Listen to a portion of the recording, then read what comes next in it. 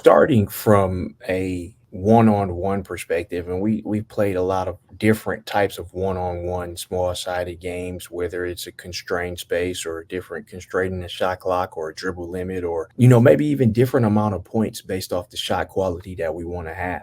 Maybe a step in three and a shot inside the charge circle is worth more than a mid range pull up or off the dribble three, to just try to continue to rework our guys' mind state into what is the most valuable shot for us offensively and what we want to get. But everything about offense for us, one is playing up tempo, but it's all about advantage creation, right? And we want to work on doing as best we can to create an advantage, keep an advantage, and get what is essentially the easiest, most important shot in the game, which is not it's a free throw, but also a layup, right? So one of the drills here that we work on is this. I know you've probably seen it, and many coaches are probably doing it, but it's a ball on the back, try kind of advantage creation layup. We call it a competitive layup drill, where guys are competing to get layups and create an advantage and keep that advantage from a layup standpoint. So we start with the ball on the back. Guys are doing their best. They can remove the ball on the back at any time they want to. They're trying to be deceptive in their movements.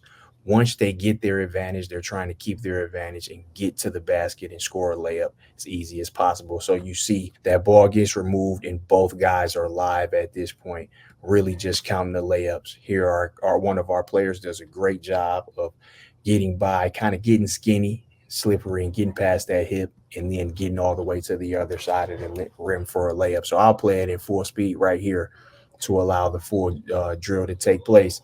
Great job by both guys. Sometimes, we ask our guys not to contest heavily at the rim to avoid injury, especially in the summertime. But the drill kind of serves its purpose. If you react and you get in front, then you stay in front. But if somebody's in front of you, we don't want anybody at the rim getting hurt because you're jumping late or anything like that. That's just something that we like to do in the summertime. As we get closer to the season, the demands of that will increase. And then as we're in season, it will then decrease again as games, start to come around. But here's the second rep of that. Two more guys step up. And we like to do it with everybody, bigs and guards, because, here a big may see this situation maybe twice in the game and they have to be prepared for it. Well, if they see it more times in practice than they see in the game, they become more comfortable with it. So here, two of our big guys are going. One does a great job of cutting them off. So he goes over top and gets that solution for a layup. And, before this, we'll actually do a layup drill, a blocked practice layup drill in which guys are getting different reverse finishes, different floaters, different same side hand finishes.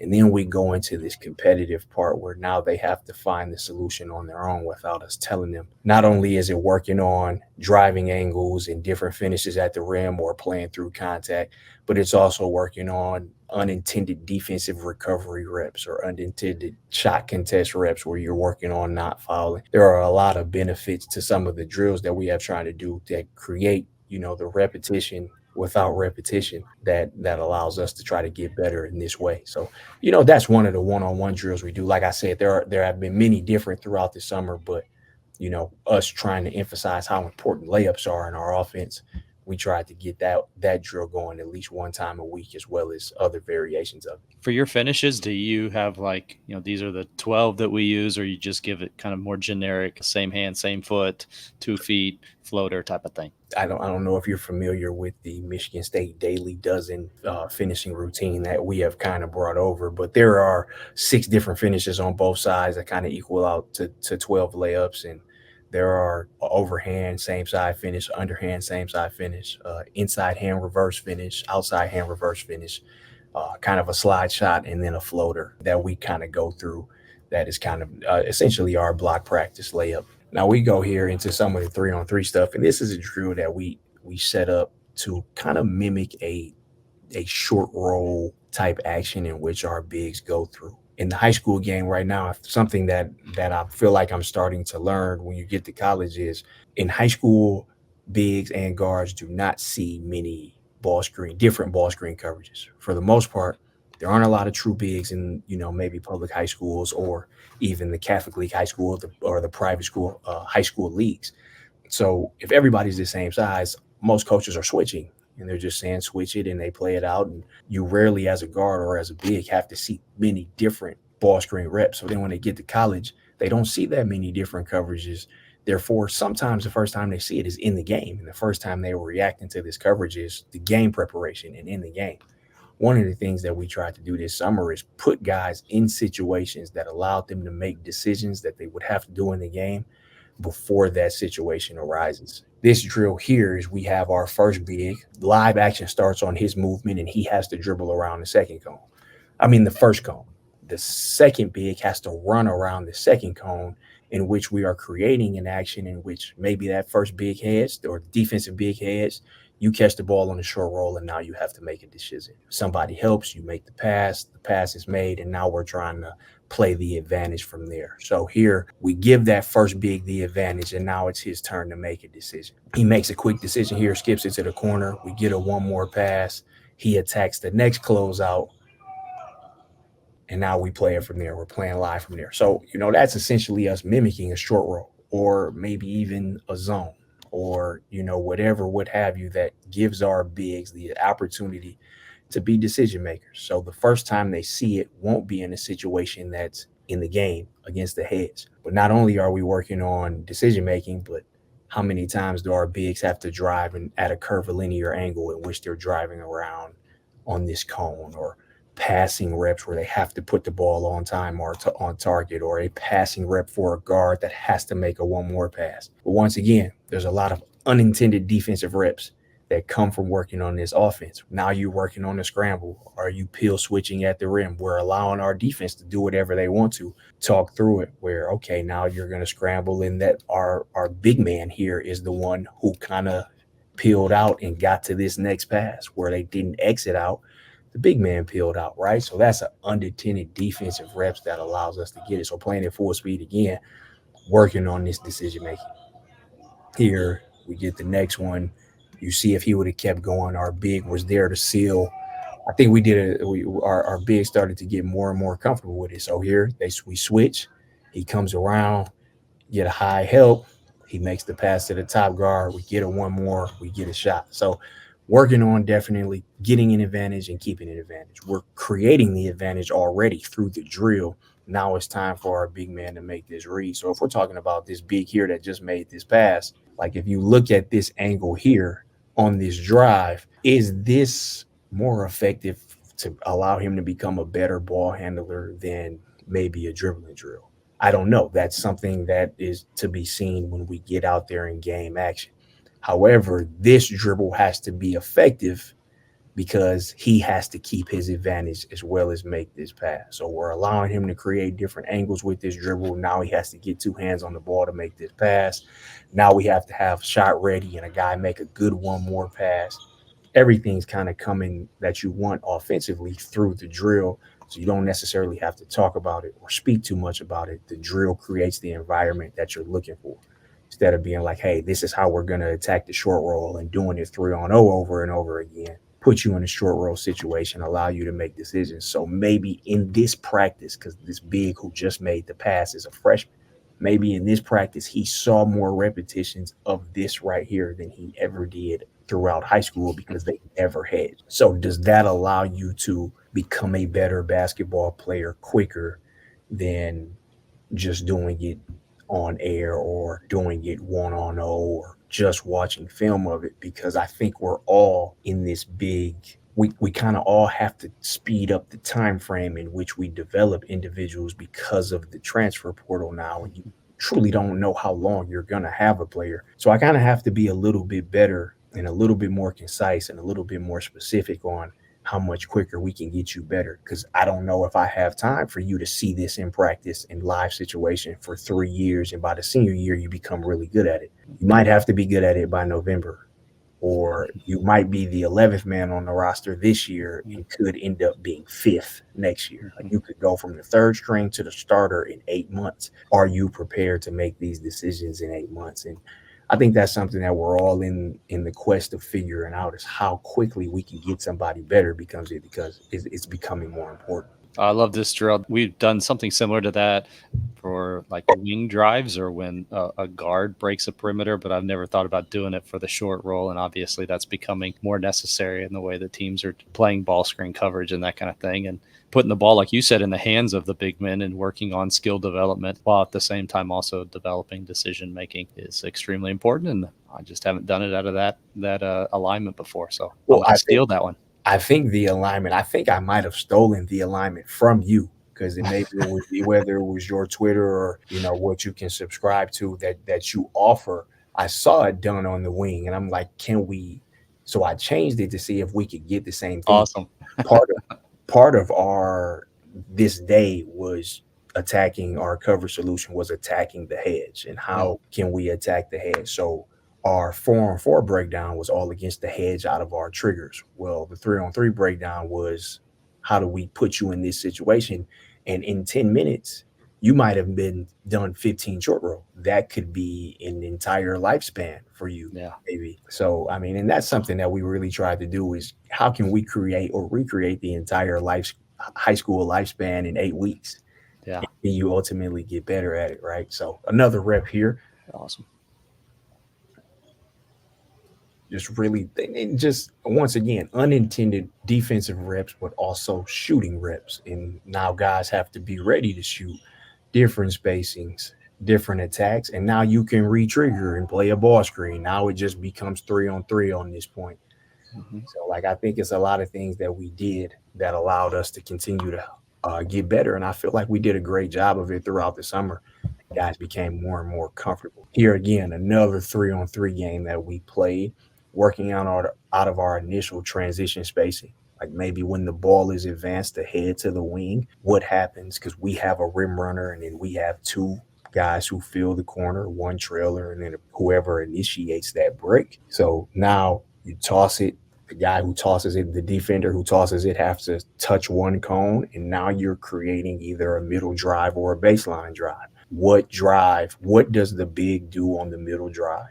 Where are they going? What does the big do on the baseline drive? Where are they going? In that opposite corner guy, are they creating a window or are they drifting to the baseline? It's something that I don't feel like that we did very well last year. So we tried to recreate scenarios and how we could get better at it this year.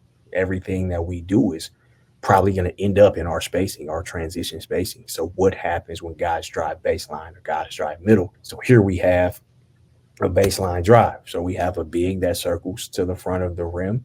And because he's circling is going to get the ball, the opposite wing guy here is filling to the corner. We create an advantage and now we're learning how to play the spacing out of that advantage rather than just staying stationary. We don't get it. So now he turns it into a post up. He makes a good move. Once again, now we're doing it off a live dribble. So now he touches a cone off a live dribble and we're creating reaction decision making reps. Turns into a baseline drive again, circles middle. He doesn't have it. So he plays the other side and it just becomes 3-on-3. Make a couple good passes into a shot. Now, once again, we've done it.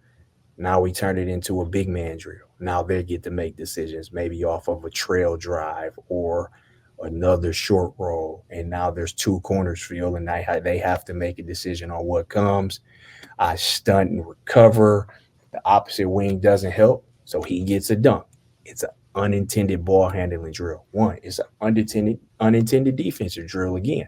Strong side, stunt and recover, stay strong side corner. This backside wing doesn't help. So now next time, without saying it or without having a drill defensively that teaches it, you understand that if you don't want to get scored on and you don't want to get beat, you have to help on the backside from the weak side and see if he can make that drift pass. Unintended because I'm putting you at a disadvantage defensively. But I think by the end of the summer, without even necessarily working on it, we got better at it as a defensive culture and as passers and as dribblers from all different positions on the court. So is this a better ball handling drill than maybe a two ball drill? I'm not sure. I think that is yet to be seen and yet to be discovered for our basketball team and for the different players on our team. However, he is required to dribble and now make a decision on which way he has to go with this dribble when the defense touches this cone. So he has to create the advantage for himself Now he has to be ready to make a decision in which I don't know if he had ever gotten that opportunity in high school, in a high school situation, nor do I know if he'll ever get that opportunity in the game. But maybe when something comes around and it's time for him to read the help side, he will be able to. So I think this right here is the drill that you have, right? Where we have the wings do it. Once again, now we're playing 4-on-4 out of it. We are working on our middle drive, baseline drive spacing. So the guard, the front guard, first guard is allowed to go middle or baseline, whichever way he wants to, and that triggers the spacing that the rest of our guys have to get into. So we have him now. He chooses the middle drive. The slot guy spaces to the wing. Corner guys stay in the deep corner, and that big empties out. He makes a good pass. We get a one more. We get a good shot. Once again, unintended defensive reps here. Who are you guarding? Can you stunt and recover if you are this guy right here? Do you take away the outside edge of this pass? It started happening organically because you don't want to get scored on and you want to give people the chance to get back. He makes the one more pass. Now we get the shot here. And I think, you get unintended scrambles. You become a better passing team just because you start to read situations. Now we get a baseline drive and then we get a peel. So on our baseline drive and our spacing, we want the big to peel kind of to this elbow area here, kind of big to peel to this elbow area here. Whoever is in the slot kind of kill cuts to the basket to take two with him. So he does that. We get an open shot. And if he had this one more, he could have easily made that one more to the wing, but he chose his shot. So once again, we get a baseline drive. You see the baseline drive, the big peels. We get a kill cut here. Now he makes that drop off pass, and we get a layup. I mean, that's essentially without showing, some of our other offensive triggers that I don't want to show here early in the season. Maybe we can revisit this at the end of the year. Let's say everything works the way it's supposed to, and we can talk about how we kind of went through it. But we did a lot of whether it was live action, our players against our players, or we did some stuff where it was just the players against the coaches, where it wasn't necessarily live defense, but it was different things to show you how you could come to different solutions based off how the defense is covering you with the same play, Mhm. right? How does it work when they're turning it down, when they're icing, when they're weakened? How does it work when they're in drop coverage? How does it work when they're hedging? How does it work when there's a switch? It's the same thing, but how does it work? And what are your solutions and how are they different? And at the end of the day, it's all about creating an advantage. And what does that look like when we create an advantage on a baseline drive? What does it look like when we create an advantage on a middle drive? What does it look like when we make those one more passes? And what does it look like when everybody is a decision maker on the court? And I think that's something that we try to do a good job of. As I've talked to more coaches, the ability of the coach to get in there and just adjust slightly. I think sometimes when we think of like coaches jumping in, it's like they're playing full speed. And I don't know how you feel, but I'm getting too old for that. And so it's like throw that out completely. And so now it's either on air or just live play, but it doesn't have to be that. So it could be just simply you jumping in and adjusting an angle for a ball screen or something like that, getting creative in how you just give them a different look. The other thing that you were talking about that I'm interested in hearing, you talked a lot about the unintentional outcomes of some of these. One is I just wonder, how did you feel like the mood of the players was when primarily practicing through these kinds of games versus maybe in the past where you did more of